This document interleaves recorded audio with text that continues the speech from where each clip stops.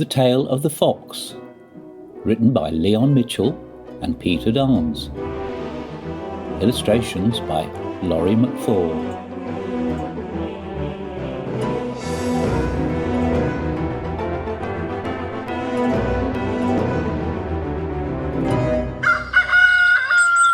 One bright sunny morning, a little girl called Fee woke up. She stretched her arms and she thought, this might be a special day. Fee had always dreamed that one day she would go on a magical adventure. But suddenly she remembered tadpoles. She ran downstairs and into the kitchen. "Grandma, can I go and look at my tadpoles before breakfast?" she asked. Her grandmother replied, "Of course, my dear, but don't be long." Fee raced into the garden to see her tadpoles. One day soon, they will be frogs, she thought. Suddenly, she heard a strange noise. It was a sound of clattering and banging, with some sniffing and chomping too. She crept quietly over to where the noise was coming from. To her surprise, she saw a bushy foxtail sticking out of the dustbin. "Hello, Mr. Fox," she said. Then, from inside the dustbin, a voice replied, "Oh, hello. Beeswax is the name. Got to go?" The fox jumped out of the dustbin and ran away shouting, "Follow me!" Fee chased the fox out of the garden, across the fields and into the distance. "Wait for me!" she shouted, as she ran further and further away from home. She ran and ran until she was completely lost. It was getting late. Grandma and Grandad will be worrying, she thought. Fee ran into a dark and spooky forest.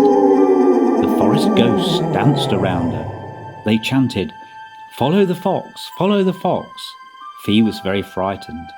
Then there was a puff of smoke and a twist of magic, and suddenly Fee was gone, taken by the forest. She had fallen into an enchanted room beneath the forest. The room was filled with bubbles. From behind a big chair, she could see a hat with two pointy ears. It was Beeswax, but now he was wearing a yellow coat and a black hat. "Is that you, Beeswax?" she said. The fox replied, "Beeswax is the name, and splendid to meet you all the same. Now, shall we dance?" They sang and they laughed joyfully. Beeswax made some forest tea, which tasted of fruity bubbles. He told Fee stories about the incredible forest. The stories made Fee giggle. What a wonderful time they had.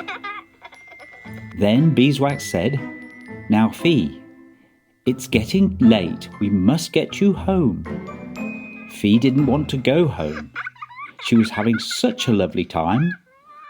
"Can I stay here with you?" she asked. Beeswax turned and opened the curtains. Out of the window, Fee could see a magical winter forest. Beeswax said, "Always remember, Fee, when you look out into the world, Beeswax, your friend, will always be there, thinking of you. You will never feel lonely again." Then, just like that, he was home in time for breakfast. So you see, she did have a magical adventure.